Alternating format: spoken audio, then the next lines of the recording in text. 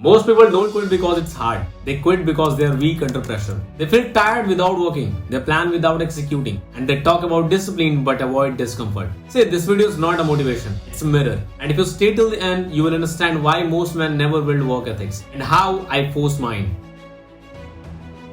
In the last 99 days, I did more than 17,000 push-ups, walked more than 600 kilometers and almost zero junk food, while taking no breaks and no days off. Not to look good, not to post reels, to train one thing that most people lack: work ethics. 3 months ago, I was completely comfortable. Some weeks I worked hard and some weeks I disappeared.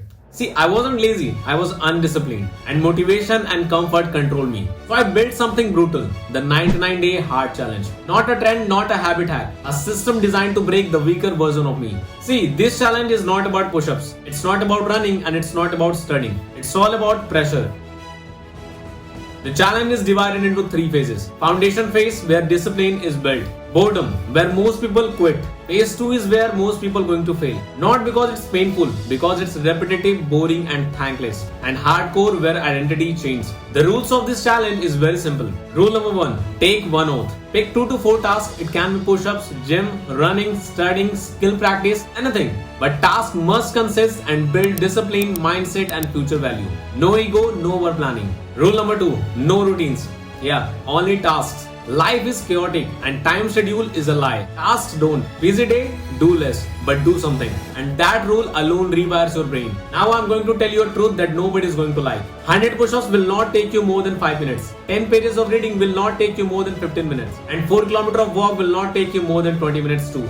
The task is not hard. Your resistance is. It's always you versus your excuses. Cut distractions. Lock yourself in a room and give yourself 2 focus hours. Just 2 focus hours a day. And that is enough to beat 90% of the people of your age.